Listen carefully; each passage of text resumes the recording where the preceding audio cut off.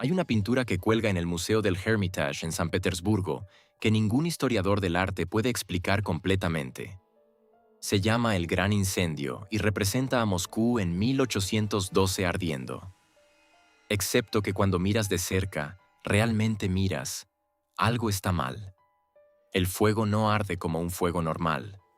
Los edificios no se derrumban de la manera en que los edificios deberían derrumbarse. Y en el fondo, apenas visible, hay una luz. Una luz que es demasiado brillante, demasiado intensa, demasiado blanca. Una luz que no se parece en nada a la llama. Miré esa pintura durante 3 horas. Los guardias del museo pensaron que estaba loco. Pero no podía irme porque había visto esa luz antes en fotografías de Hiroshima, en metrajes de pruebas nucleares, en imágenes documentales de devastación térmica. Esa pintura creada en 1812 muestra la firma visual exacta de una explosión nuclear y nadie habla de ello. El año 1812 se enseña como el año en que Napoleón invadió Rusia. Una guerra convencional. Mosquetes y caballería, artillería y tácticas. Nos dicen que el ejército de Napoleón fue derrotado por el invierno y la resistencia rusa. 600.000 soldados marcharon hacia Rusia. Solo 10.000 regresaron. El mayor desastre militar de la historia. Excepto que cuando examinas la evidencia, cuando miras lo que realmente sucedió, nada de 1812 tiene sentido como una guerra convencional.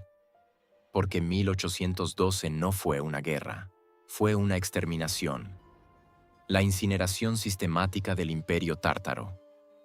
Y han estado mintiendo al respecto durante 200 años. Déjame mostrarte algo que no enseñan en la clase de historia. En 1812, incendios destruyeron casi todas las principales ciudades del hemisferio norte. No incendios pequeños, no incendios accidentales. Incendios catastróficos simultáneos que consumieron áreas metropolitanas enteras en horas. Moscú ardió durante 6 días. El incendio fue tan intenso que creó su propio sistema meteorológico.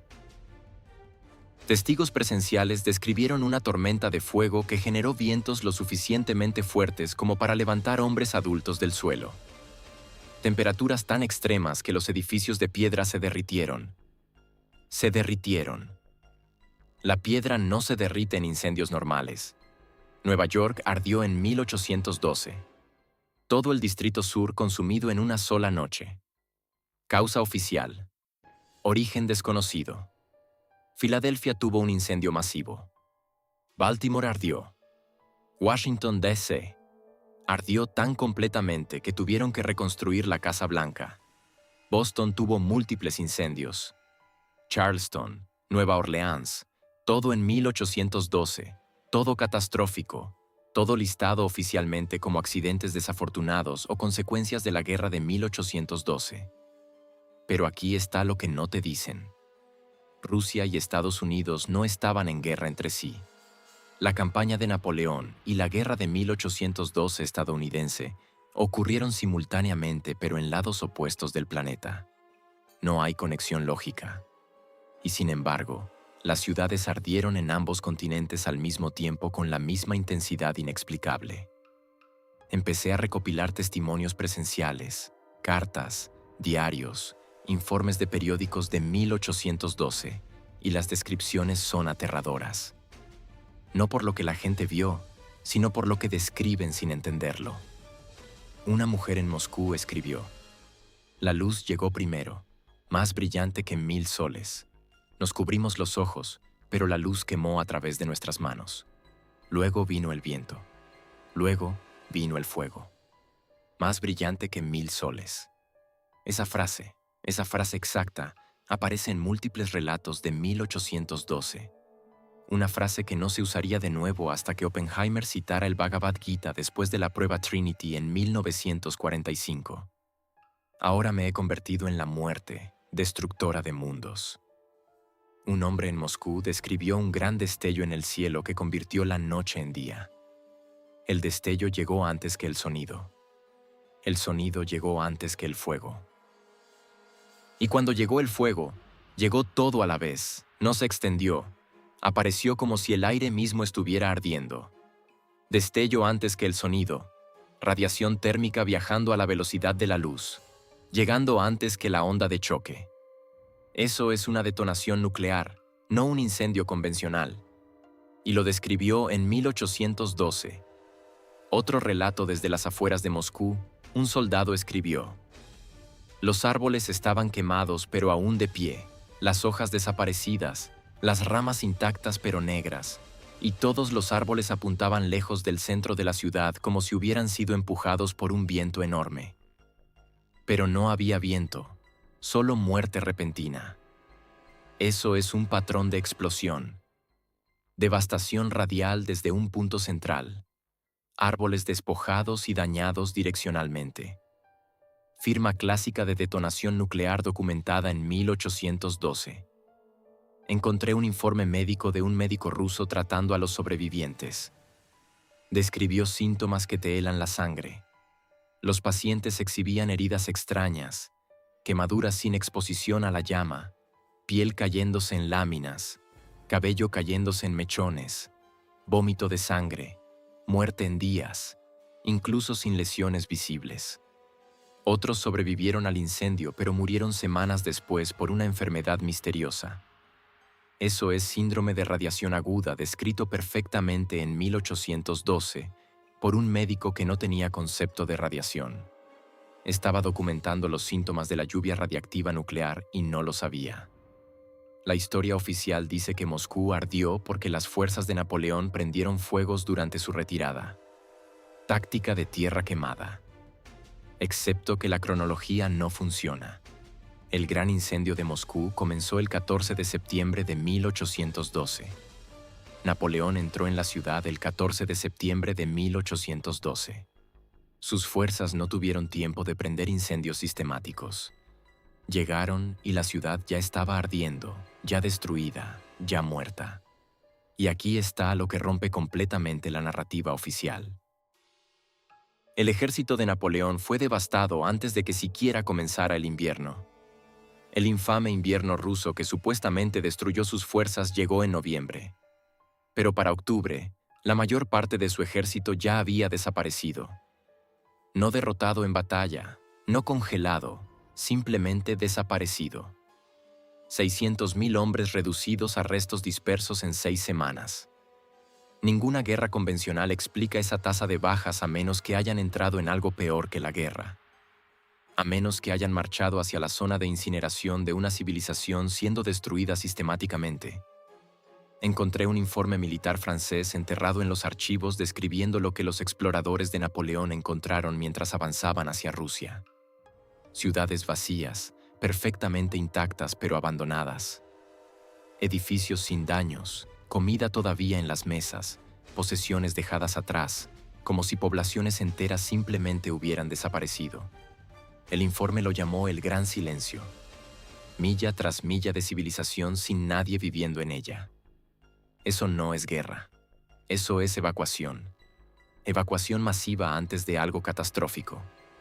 Y luego llegaron los incendios. Ciudad tras ciudad. Moscú, San Petersburgo, Kazán, Smolensk. Simultáneamente o en rápida sucesión, cada incendio descrito con las mismas características imposibles. Demasiado caliente, demasiado rápido, demasiado completo, piedra derritiéndose, metal fluyendo como agua, destrucción tan absoluta que en algunas ciudades no quedó nada más que vidrio y ceniza. Vidrio. Déjame explicarte algo sobre el vidrio. Los incendios normales no crean vidrio. Para convertir arena y piedra en vidrio se requieren temperaturas superiores a 1400 grados Celsius, temperaturas sostenidas. Incluso los incendios de edificios modernos rara vez superan los 800 grados Celsius. Pero en toda Rusia en 1812 encontraron vidrio, charcos de él, capas de él. Edificios fusionados en residuo negro brillante. Eso es calor nuclear. Eso es devastación térmica más allá de lo que cualquier incendio convencional puede producir. Fui a Moscú. Caminé por la ciudad antigua. Empecé a mirar los edificios, realmente mirándolos y encontré algo que lo cambió todo. Marcas de quemadura no en la superficie, incrustadas en la piedra misma. Decoloración mineral, metamorfosis térmica, el tipo de daño que requiere exposición instantánea a calor extremo. Y está por todas partes en edificios fechados oficialmente como anteriores a 1812. Edificios que sobrevivieron al incendio, excepto que no sobrevivieron. Están marcados a nivel molecular, marcados por algo mucho más intenso que la retirada de Napoleón. Hay una capa de ceniza bajo Moscú, bajo San Petersburgo, bajo cada gran ciudad rusa a exactamente la misma profundidad. Los arqueólogos la llaman la discontinuidad cultural de principios del siglo XIX. Una forma educada de decir que la civilización se detuvo completamente en exactamente el mismo momento. Y cuando comenzó de nuevo, era diferente, más simple, más pequeña, como si algo hubiera reiniciado todo. Pero no es solo Rusia. Empecé a mirar otros continentes. El mismo año 1812 en Sudamérica, el terremoto de Caracas destruyó la ciudad el 26 de marzo de 1812. Excepto que los testimonios presenciales describen algo más extraño que un terremoto. Un sacerdote escribió: "El suelo no tembló, el suelo ardió. El calor subió desde abajo. Los edificios no cayeron, se derritieron. La devastación fue instantánea y total. En el Caribe, erupciones volcánicas devastaron múltiples islas en 1812, excepto que los patrones de erupción eran extraños, simultáneos, coordinados, como si algo las hubiera activado todas a la vez. En Asia, los registros muestran incendios catastróficos en las principales ciudades: Delhi, Calcuta, Manila, todo en 1812 o 1813, todos descritos con la misma intensidad imposible. Esto no fue regional, esto fue global. Una catástrofe mundial ocurriendo simultáneamente en todos los continentes. Y la única explicación que encaja es una destrucción coordinada. Aniquilación sistemática. Una guerra no entre naciones, sino contra una civilización. El Imperio Tártaro. El mayor imperio que la historia se niega a reconocer. Una civilización global con tecnología avanzada, arquitectura unificada e infraestructura continental. Un imperio tan poderoso, tan avanzado, tan arraigado, que la única forma de derrotarlo fue la destrucción total. Destrucción nuclear. Porque aquí está lo que no quieren que sepas. La tecnología existía. No máquinas de vapor, no pólvora, tecnología nuclear. Tenemos evidencia en la antigua India. El Mahabharata describe armas que suenan exactamente como dispositivos nucleares. Un solo proyectil cargado con todo el poder del universo. Una columna incandescente de humo y llama tan brillante como 10.000 soles. Eso no es mitología. Eso es documentación técnica. Sitios antiguos alrededor del mundo muestran evidencia de vitrificación. Piedra convertida en vidrio. Mohenjo-Daro en Pakistán. Ruinas cubiertas de vidrio. Firmas de radiación por encima de los niveles normales de fondo. Fechadas hace miles de años, pero también presentes en ruinas de 1812. ¿Y si la tecnología no era nueva? ¿Y si era antigua? ¿Y si Tartaria la tenía? ¿Y si las fuerzas que los destruyeron también la tenían? La guerra de 1812 fue la historia de portada. La invasión de Napoleón fue la distracción. Mientras el mundo observaba ejércitos marchando, estaba ocurriendo otra cosa. El bombardeo nuclear sistemático de cada gran ciudad tártara. Moscú, San Petersburgo, Nueva York, Filadelfia, Washington, Caracas, Delhi. Ataques simultáneos, destrucción coordinada, un reinicio de la civilización global. Y cuando terminó, cuando la radiación se enfrió, cuando los incendios se extinguieron, reescribieron la historia, culparon a Napoleón, culparon a accidentes, culparon a cualquier cosa excepto a la verdad, que la humanidad fue reiniciada, que una civilización avanzada fue incinerada, que estamos viviendo en las secuelas de una guerra nuclear de 1812. La evidencia está por todas partes una vez que la ves.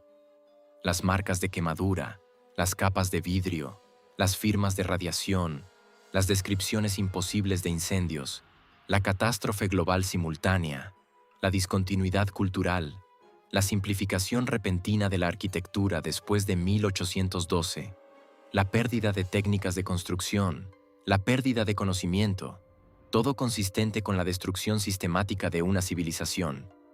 Encontré una carta de un ingeniero británico trabajando en Rusia en 1820. Escribió: la destrucción que atribuimos a la retirada de Napoleón es mucho más extensa de lo que cualquier ejército podría lograr. Las ciudades no están dañadas, están transformadas. La piedra muestra signos de calor que ningún fuego terrenal podría producir. Y debajo de los escombros encontramos cimientos magníficos de edificios mucho mayores que lo que ahora se levanta, como si estuviéramos reconstruyendo pobremente sobre los huesos de gigantes. Como si estuviéramos reconstruyendo pobremente sobre los huesos de gigantes. Eso no es reconstrucción. Eso es reemplazo. Reemplazo inferior después de la exterminación. El año 1812 fue el año en que mataron a Tartaria. Fuego nuclear, ataques simultáneos, incineración global, y luego enterraron la evidencia. Culparon a la guerra convencional, culparon al clima, culparon a cualquier cosa menos a la verdad de que la humanidad ha estado aquí antes, de que fuimos más avanzados antes, de que fuimos destruidos antes, y de que la civilización en la que vivimos ahora no es la primera. Es el remanente, los sobrevivientes, los hijos de la catástrofe que olvidaron su propia historia porque alguien se aseguró de que lo hiciéramos. Las pinturas recuerdan, las marcas de quemadura recuerdan, las capas de vidrio recuerdan, las firmas de radiación recuerdan, los testimonios presenciales recuerdan. Aunque los historiadores mientan, la evidencia testifica. 1812 fue nuclear. 1812 fue global. 1812 fue el fin de Tartaria y el comienzo de la mentira que llamamos historia moderna.